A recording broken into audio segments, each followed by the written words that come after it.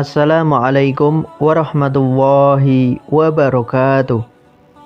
Kisah Nabi Idris menusuk mata iblis yang menyamar hingga diangkat ke surga. Setelah Nabi Adam alaihissalam dan Syish, Allah subhanahu wa ta'ala memberikan hak kenabian yang ketiga kepada hambanya dari keturunan ke-6 Nabi Adam alaihissalam, yakni Nabi Idris alaihissalam. Dalam beberapa sumber kisah Nabi Idris alaihissalam disebutkan juga bahwa beliau hidup pada kurang lebih sekitar tahun 4533 sebelum Masehi sampai 4188 sebelum Masehi. Dari sebuah kitab tafsir dapat diketahui bahwa Nabi Idris alaihissalam hidup sekitar 1000 tahun ke depan setelah masa hidupnya Nabi Adam alaihissalam. Berikut ini silsilah dan asal-usul Nabi Idris alaihissalam hingga ke Nabi Adam alaihissalam. Idris alaihissalam bin Yarid bin Mahlail bin Kainan bin Anushi bin Syed alaihissalam bin Adam alaihissalam. Dari berbagai catatan sejarah disebutkan jika Nabi Idris alaihissalam dilahirkan di sekitar wilayah Irak, yakni Barbil. Ia mendapatkan tugas untuk menyampaikan dakwah kepada para kaumnya, kaum Memphis dan Qabil. Namun ada juga perbedaan yang mengungkap tentang asal-usul dari Nabi Idris alaihissalam. Beberapa juga menyebutkan bahwa beliau berasal dari Mesir, tepatnya daerah Munaf. Dari sanalah beliau lahir, menurut beberapa literatur sejarah lainnya. Tak perlu kita perdebatkan antara Irak dan Mesir mana yang benar sebagai tempat kelahiran Nabi Idris alaihissalam, karena memang kita tak memiliki kapasitas ilmu untuk mencari mana yang benar dan mana yang salah. Lebih penting daripada semua itu, ada kisah menarik sepanjang perjalanan dakwah Nabi Idris alaihissalam, yang di dalamnya terkandung hikmah dan manfaat besar untuk menambah keimanan kita kepada Allah subhanahu wa ta'ala. Allah subhanahu wa ta'ala dengan segala kuasanya meninggikan derajat Nabi Idris alaihissalam. Beliau dikaruniai dengan tubuh dan sifat yang memancarkan aura kegagahan. Dengan anugerah itu, beliau dipercayai dan mampu menyebarkan dakwah tentang kebenaran dan memerangi siapa saja yang mendurhakai Tuhan semesta alam, Allah subhanahu wa ta'ala. Oleh sebab itu juga Nabi Idris alaihissalam mendapatkan sebuah gelar, yaitu As-Sadul Usud, yang memiliki arti singa. Namun di balik kegagahan dan keberaniannya menentang semua kaumnya yang kafir, beliau bukanlah sosok yang sombong dan bahkan selalu rendah hati serta bersifat pemaaf.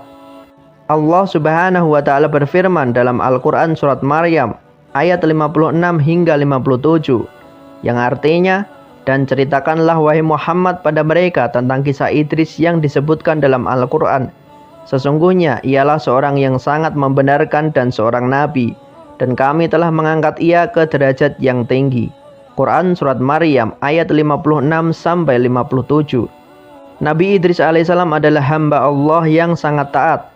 Beliau selalu mempelajari mushaf-mushaf dari leluhurnya, Nabi Adam alaihissalam dan Nabi Syish alaihissalam. Kegemarannya dalam menuntut ilmu, besarnya rasa keingintahuan dan ketaatan kepada Allah subhanahu wa ta'ala membuat sang guru, yakni Nabi Syish alaihissalam sendiri pun memujinya. Ya, Nabi Syish alaihissalam ketika telah mulai masuk dalam usia senja memang sangat dekat dengan anak dari cicitnya tersebut. Bahkan ialah yang memberikan gelar nama Idris. Nabi Idris alaihissalam yang semula bernama Kanuk pada saat itu juga mendapatkan gelar nama Idris karena semangatnya yang tinggi dalam menuntut ilmu. Suatu ketika Nabi Idris alaihissalam sedang bersama dengan Nabi Syish alaihissalam. Beliau bertanya pada kakek buyutnya tersebut tentang anak turun Qabil. Nabi Syish alaihissalam bertanya, kenapa kau tertarik dengan menanyakan Bani Qabil? Nabi Idris alaihissalam mengungkapkan keinginannya untuk membawa kembali Bani Qabil yang ingkar kepada Allah subhanahu wa ta'ala dan menyembah api itu kembali ke jalan yang benar. Beliau ingin berdakwah untuk Bani Qabil agar mereka beriman kepada Allah subhanahu wa ta'ala. Nabi Syish alaihissalam menceritakan kepada Nabi Idris alaihissalam tentang riwayat Habil dan Qabil. Lalu alasan mengapa ia memerangi Bani Qabil, yaitu karena kemungkarannya. Mulai saat itulah Nabi Idris alaihissalam berjanji bahwa beliau akan meneruskan perjuangan Nabi Syish alaihissalam, membawa Bani Qabil ke jalan yang diridhoi Allah dan menegakkan agama Allah di tengah-tengah kehidupan para Bani Qabil. Kisah Nabi Idris alaihissalam, mukjizat dari Allah subhanahu wa ta'ala.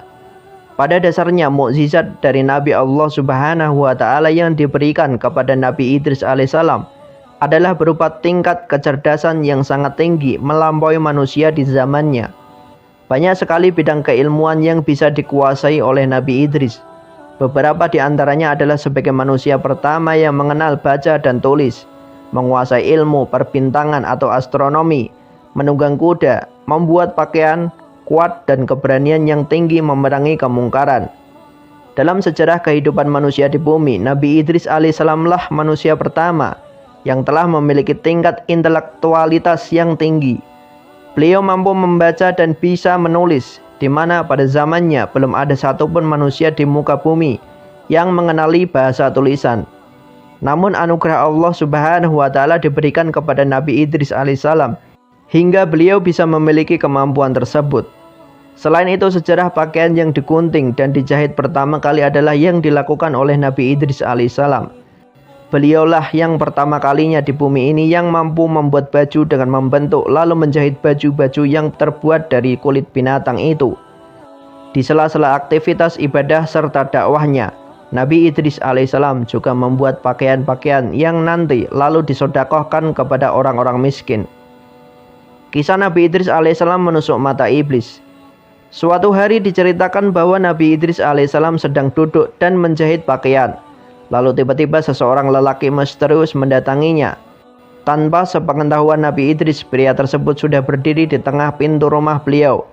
Lalu ia berkata pada Nabi Idris, seraya memperlihatkan tangannya yang menggenggam sebutir telur, "Wahai Nabiullah, apakah Tuhanmu mampu memasukkan dunia dan isinya ke dalam telur ini?"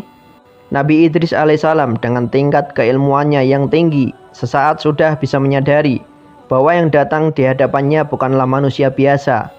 Beliau sadar bahwa laki-laki itu adalah iblis yang sedang menyamar menjadi manusia. Setelah itu terdengar jawaban dari Nabi Idris alaihissalam, "Kemarilah wahai kamu, mendekatlah kepadaku dan tanyakan apa yang ingin kau tanyakan." Iblis mengira bahwa penyamarannya saat itu telah berhasil. Ia menganggap Nabi Idris tidak mengetahui siapa dirinya yang sebenarnya. Dengan penuh rasa kebanggaan karena menurutnya telah berhasil menipu Nabi Idris alaihissalam, ia mendekat.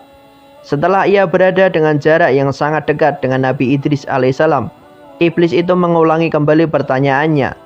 Nabi Idris alaihissalam pun menjawab, "Jangankan untuk memasukkan dunia ke dalam telur sebesar itu, sedangkan memasukkan ke dalam lubang jarumku ini pun Tuhanku kuasa untuk melakukannya." Iblis pun terbelalak mendengar jawaban Nabi Idris alaihissalam. Secepat kilat Nabi Idris menusuk mata iblis dengan jarum yang ada di tangannya. Iblis pun menjerit sejadi-jadinya. Matanya buta sebelah. Ia tak menyangka bahwa sang Nabi ternyata tahu tentang kesejatiannya. Ia lari terpirit-pirit meninggalkan Nabi Idris alaihissalam yang kembali menjahit. Itulah kisah Nabi Idris menusuk mata iblis yang menyamar menjadi seseorang. Wallahu a'lam bishawab. Semoga bermanfaat. Wassalamualaikum warahmatullahi wabarakatuh.